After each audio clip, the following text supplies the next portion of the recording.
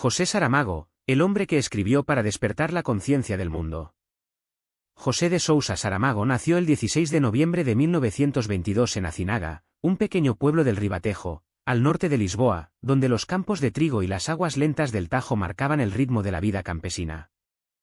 Sus padres, José de Sousa y María da Piedade, eran labradores pobres, gente de trabajo y de pocas palabras, pero de una dignidad que dejaría en su hijo una huella indeleble.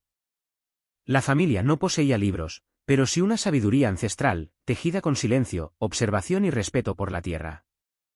Cuando José tenía apenas 2 años, la familia emigró a Lisboa buscando mejores oportunidades. Fue entonces cuando el destino mostró su rostro duro, la pobreza, el desarraigo, la lucha por sobrevivir en una ciudad indiferente. Aquella infancia humilde moldeó al hombre que más tarde escribiría sobre los desposeídos, los olvidados, los anónimos que sostienen el mundo sin que nadie los mire. De niño, Saramago ya entendía que la injusticia no era una abstracción, era el pan que faltaba en la mesa. Estudió en una escuela técnica porque no había dinero para la universidad. Aprendió mecánica, trabajó como cerrajero, traductor, funcionario y periodista. Pero su verdadera vocación era escribir. En las noches, cuando el ruido de Lisboa se apagaba, encendía la lámpara y dejaba que la palabra le devolviera sentido a una realidad que muchas veces se mostraba cruel. En 1947 publicó su primera novela, Terra do Pecado, con escaso eco. Luego vendría un largo silencio de más de 20 años. Mientras tanto, Portugal vivía bajo la férrea dictadura de António de Oliveira Salazar. La censura, la pobreza y el miedo dominaban la vida cotidiana. Saramago observaba, callaba y leía. Esa etapa de silencio fue su verdadero aprendizaje. Entendió que la literatura no debía servir para adornar la realidad, sino para cuestionarla. Escribo para desasosegar, diría años después. Tras la Revolución de los Claveles en 1974, que puso fin a la dictadura, Portugal se llenó de esperanza. Saramago, entonces corrector y periodista, decidió que había llegado el momento de retomar la escritura. En 1980 publicó Levantado do Chao, una epopeya de campesinos oprimidos que despertaban a la conciencia de su dignidad. En esa obra encontró su voz, un estilo torrencial, sin apenas puntos, con diálogos integrados en la narración, donde el narrador parecía conversar con el lector y la ironía se mezclaba con la ternura. A partir de ahí, su producción se volvió constante y magistral. Con Memorial do Convento, 1982, relató la construcción del convento de Mafra como símbolo de la ambición humana y del poder frente al sueño.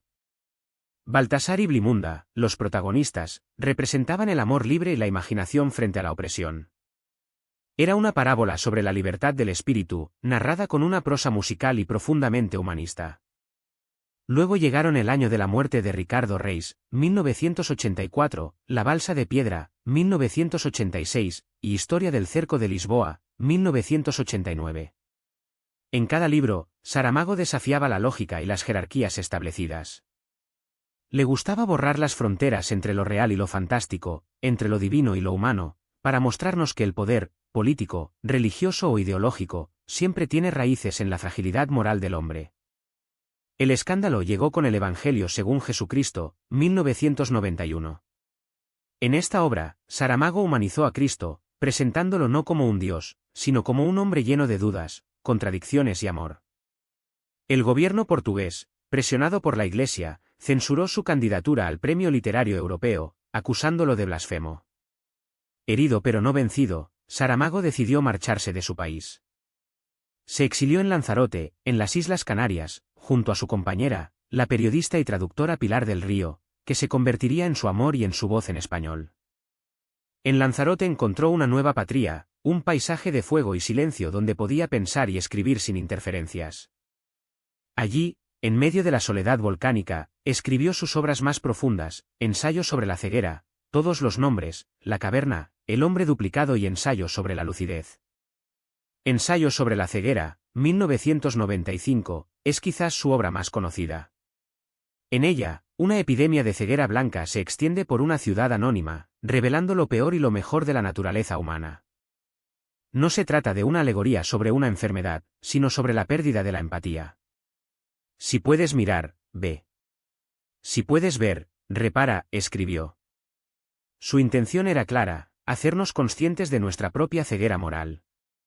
En 1998, la Academia Sueca le otorgó el Premio Nobel de Literatura, el primero para un autor portugués. En su discurso, Saramago no habló de sí mismo, sino de su abuelo Jerónimo, aquel campesino que, antes de morir, abrazó sus árboles para despedirse de ellos. Esa escena, dijo, contenía toda la sabiduría del mundo. Mi abuelo fue el hombre más sabio que conocí. No sabía leer ni escribir, pero sabía mirar y entender la vida. El Nobel lo convirtió en una figura mundial, pero él nunca dejó de ser el hombre humilde de Azinaga. Desde su casa en Lanzarote, continuó escribiendo y denunciando la injusticia, la intolerancia y la indiferencia. Criticó a los poderosos, a las religiones que oprimen, a los gobiernos que mienten, a las sociedades que olvidan. Sin embargo, su crítica siempre nacía del amor a la humanidad. No soy pesimista, decía, lo que ocurre es que los optimistas miran hacia otro lado. Su relación con Pilar del Río fue su refugio emocional y creativo. Ella tradujo toda su obra al español y compartió su visión ética del mundo. Juntos crearon la Fundación José Saramago, dedicada a la defensa de los derechos humanos, la cultura y la libertad de pensamiento. En sus últimos años, Saramago viajó incansablemente, dialogó con jóvenes, periodistas y lectores, y mantuvo una lucidez admirable hasta el final. En 2009 publicó su última novela completa, Caín, donde volvió a desafiar los relatos bíblicos con ironía y compasión. Ya enfermo, seguía escribiendo a diario en su blog, El Cuaderno de Lanzarote, reflexionando sobre la política, el medio ambiente, la memoria y la ética. Somos la memoria que tenemos y la responsabilidad que asumimos, escribió poco antes de morir. El 18 de junio de 2010, José Saramago murió en su casa de Tías, en Lanzarote. Tenía 87 años. Pilar lo acompañó hasta el último suspiro, mientras el mar Canario guardaba silencio. Portugal, que una vez lo censuró, lo despidió como a un héroe nacional. Miles de personas lo homenajearon en Lisboa, donde sus restos descansan hoy frente a la fundación que lleva su nombre, bajo un olivo traído de su pueblo natal. Su legado trasciende fronteras e idiomas. Fue un escritor que hizo del lenguaje un instrumento de conciencia, un alquimista de las palabras que reveló las sombras de la sociedad moderna. En su universo literario no hay héroes ni villanos, sino seres humanos frágiles que buscan comprender un mundo absurdo. Saramago enseñó que la literatura puede ser un acto político, moral y espiritual al mismo tiempo. Que escribir no es adornar la realidad, sino transformarla. Que el deber del escritor es incomodar al poder y consolar a los débiles. Hoy, su voz sigue resonando en cada lector que se atreve a pensar por sí mismo. Sus libros siguen siendo espejos donde nos miramos sin máscaras. En una de sus últimas entrevistas, cuando le preguntaron qué deseaba dejar al mundo, respondió con humildad: quisiera que mis libros sirvieran para que alguien, algún día, mire al otro y lo vea. Esa fue su misión, enseñarnos a ver. José Saramago no solo escribió novelas. Construyó conciencia. Y su pluma, como su vida, nos recuerda que la palabra, cuando nace del compromiso y la verdad, puede ser más luminosa que cualquier milagro.